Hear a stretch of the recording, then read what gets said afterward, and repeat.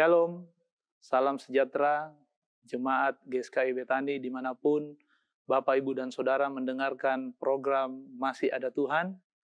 Puji Tuhan, hari ini rema firman Tuhan terambil di dalam Injil Lukas pasal 8 ayat yang ke-22 sampai ayat yang ke-25. Pada suatu hari, Yesus naik ke dalam perahu bersama-sama dengan murid-muridnya dan ia berkata kepada mereka, "Marilah kita bertolak ke seberang danau." Lalu bertolaklah mereka. Dan ketika mereka sedang berlayar, Yesus tertidur. Sekonyong-konyong turunlah taufan ke danau, sehingga perahu itu kemasukan air dan mereka berada dalam bahaya. Maka datanglah murid-muridnya membangunkan dia, katanya, "Guru, guru, kita binasa."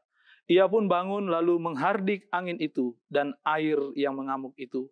Dan angin dan air itu pun reda dan danau itu menjadi teduh. Lalu katanya kepada mereka, "Di manakah kepercayaanmu?" Maka takutlah mereka dan heran.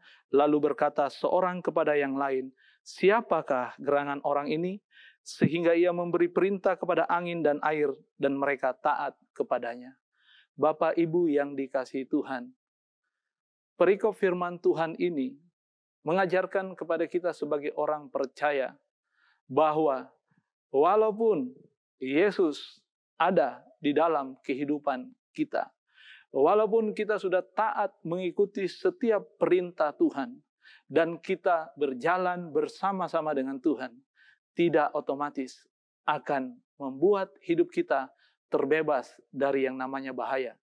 Tidak membuat perjalanan kita selalu lancar, mulus, dan baik-baik saja. Tetapi kalau kita perhatikan perikop firman Tuhan ini, dikatakan ketika Yesus memerintahkan murid-murid naik bersama dengan murid-murid naik ke atas perahu, kita melihat bahwa bahaya itu pun akan datang. Tetapi satu hal yang membuat kita terus percaya sebagai anak-anak Tuhan, bahwa ketika Yesus ada di dalam kehidupan kita, Dia pasti akan menolong kita, melewatkan kita dari setiap bahaya, bahkan maut sekalipun. Firman Tuhan hari ini pun mengajarkan kepada kita untuk selalu percaya atas setiap perkataan Yesus. Yesus berkata kepada murid-murid, "Mari kita ke seberang." Perhatikan perkataan Yesus ini. Inilah yang menjadi kekuatan firman Tuhan dalam kehidupan kita. Ketika Yesus yang berkata, "Mari kita ke seberang." Maka kalau kita baca perikop firman Tuhan di dalam Lukas 8 ayat 26 ini, Yesus berkata, akhirnya mereka tiba di seberang. Kalau Yesus yang sudah memulai sesuatu dalam hidup kita, dalam menjalaninya, percayalah, Yesus juga yang akan menyelesaikannya bagi kita. Kita diminta untuk taat seperti murid-murid. Ketika mereka diperintahkan untuk ke seberang, mereka melakukan.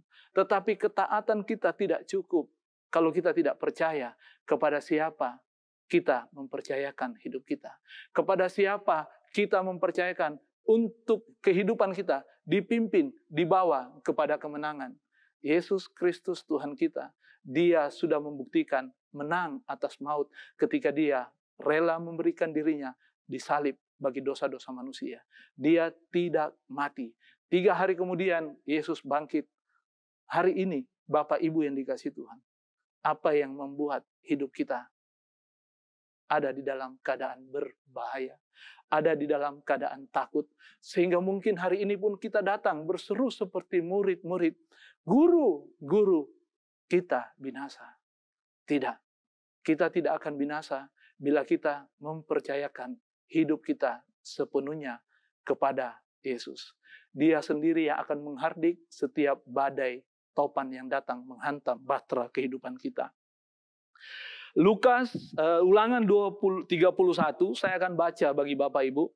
Di situ dikatakan Ulangan 31 ayat 6, "Kuatkan dan teguhkanlah hatimu, janganlah takut dan janganlah gemetar karena mereka." Siapa mereka ini? Semua yang membuat engkau takut, semua yang membuat engkau gentar, khawatir akan hidupmu.